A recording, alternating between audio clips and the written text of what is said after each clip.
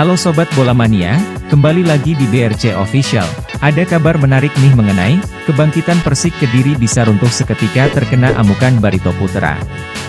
Persik Kediri sudah memulai persiapan dalam menatap jadwal pekan ke-9 Liga 1 Indonesia 2023-24, melawan Barito Putra di Stadion Demang Lehman, Sabtu, 19 Agustus 2023. Tim berjulukan Macan Putih menatap laga kontra Barito Putra dengan kepercayaan diri tinggi. Modalnya tentu saja status tak terkalahkan dalam 3 laga terkini. Persik memulainya dengan kemenangan 2-1 atas PSM Makassar, 3 Agustus, mengimbangi Bali United 1-1, 7 Agustus, dan melumat Persis Solo 2-0, Sabtu, 12 Agustus 2023. Masalahnya, tim tuan rumah juga sedang diliputi konfidensi serupa. Barito Putra pun juga menjalani 3 laga tak terkalahkan yang berujung tambahan 7 poin.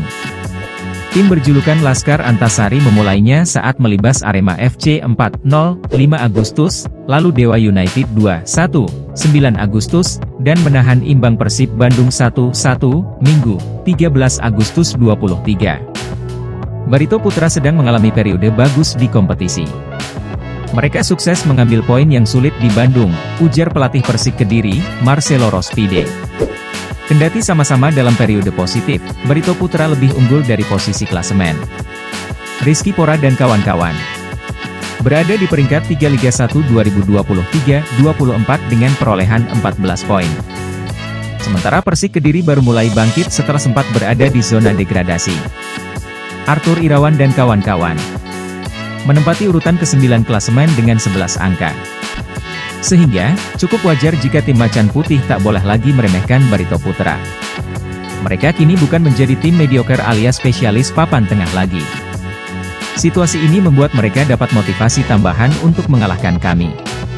Sedangkan kami mesti menyiapkan antisipasi terbaik, beber Marcelo. Dalam pandangan Marcelo Rospide, sukses Barito Putra dalam merangkai hasil positif sekaligus berada di 3 besar Liga 1 tak lepas dari faktor kualitas pemain. Dari sisi pemain lokal, Barito mungkin tidak merubah skuad tim secara frontal. Tapi, perubahan signifikan terjadi pada susunan pemain asing dengan kualitas mumpuni. Barito punya deretan pemain lini serang yang bagus. Gustavo Tocatins misalnya, yang telah mencetak 4 gol dan 2 assist, cetus Marcelo Rospide. Tak hanya itu, para pemain lini tengah terutama asing, turut memberikan dampak positif pada skema permainan yang lebih ofensif musim ini.